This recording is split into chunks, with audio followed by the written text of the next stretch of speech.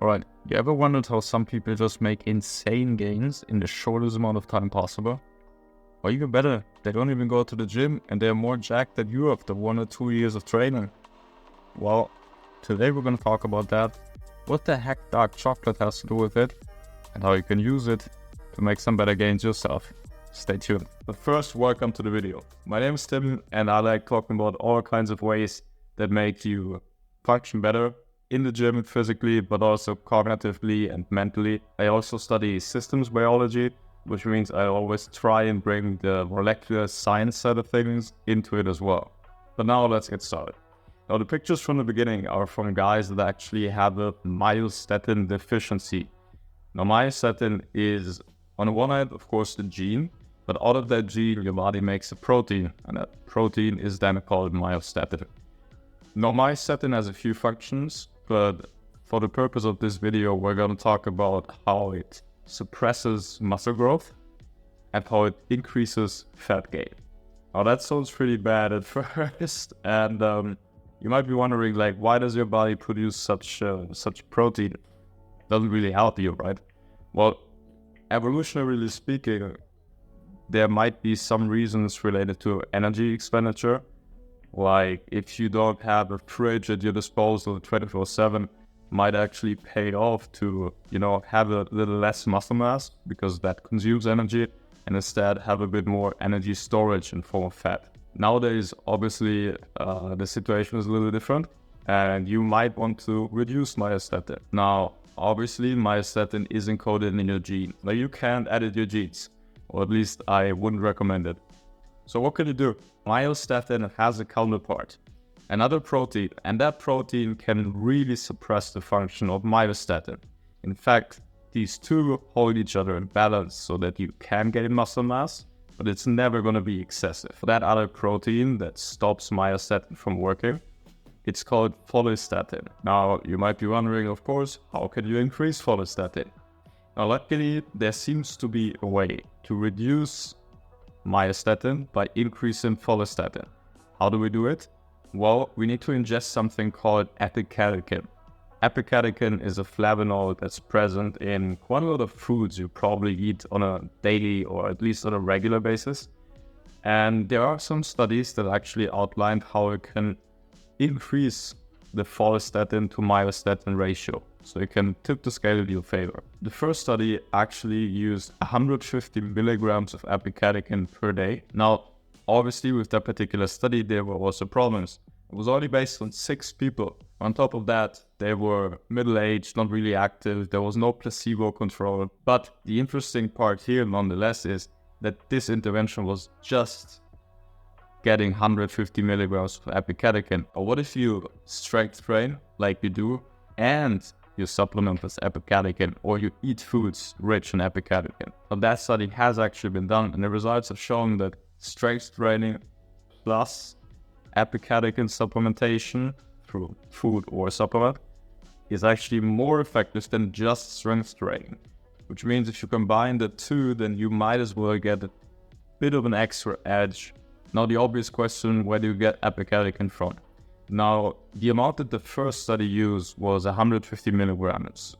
So let's just base our assumption on that. Now here's the interesting part. That's equivalent to around 100 grams of chocolate, dark chocolate with a high quality per day.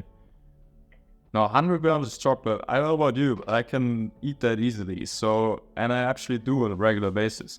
So if you do snack in the evenings, dark chocolate might as well be a really good option for you. Now, what if you don't eat that on a regular basis? Maybe you're on a diet, or maybe you just don't want to eat 100 grams of chocolate each night because it does have a lot of calories. Now, there is obviously the option of a supplement. Now, I'm not the biggest fan of that, and you should definitely do your own research. Follistatin, the thing that epicatechin increases, of course, promotes overall cell growth everywhere, systemically, meaning that it has been linked to some cancers. Now, I don't really think that you are gonna get significant enough increase in follistatin from just eating chocolate, because those are still very much natural levels occurring in just your food. But if you were to take a megadose supplement, this might actually have some negative effects, and last time I checked, there wasn't really enough literature on that. The interesting thing is also that epicatechin has been shown to be promoting cardiovascular health, but at the same time, supplementation with epicatechin seemed to have prevented people who went on like a cardio training plan to actually get any adaptations from all their training. Meaning, it is somewhat contradictory, and I haven't dug any deeper into that because I'm not planning on taking a supplement with epicatechin in it. But if you do, maybe do your own research. Alright, since the 100 grams of chocolate isn't really feasible for everyone, and of course you don't know how much epicatechin there really is in your chocolate brand of choice, here's 2 bonus tips to actually decrease myostatin. Apparently, every single time you exercise, there's a dip in the myostatin activity in your body. Now that lasts for anywhere from 6 to 48 hours. You could take advantage of that by maybe, instead of working out once, splitting your workout into 2 smaller workouts and do maybe 1 in the evening, 1 in the morning. Or if, say, you work out 3 times a week, you could split 1 or 2 workouts in half and work out 4 or 5 times a week.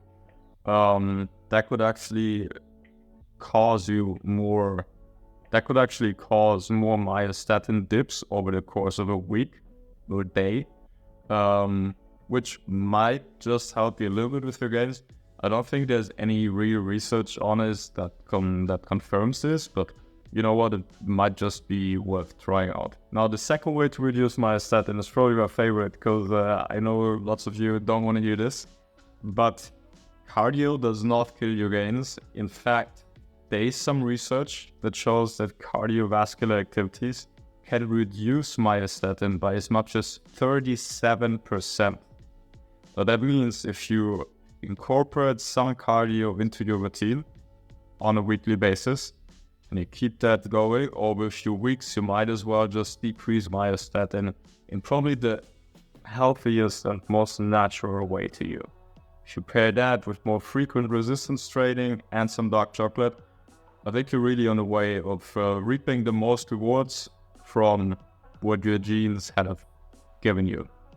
Sum things up, myostatin is the thing that promotes fat gain and not as much muscle gain. If you want to reduce it, you can increase follistatin, which you can do through ingesting epicatechin. You can get that from food, like dark chocolate. 100 grams per day seems to be working quite well. The quality is high enough. Or you can get it from supplements. Regards to that, do your own research and be on the side of caution. Lastly, there are also other ways to decrease myostatin. For one, more frequent resistance training, and for another one, do some cardio. That's it for today, guys. I hope you enjoyed the video. If you did, don't forget to like, comment, and subscribe below. And yeah, I'll be back soon for more. If you have any topics that you'd like to hear about, just comment them below, and I'll talk about it.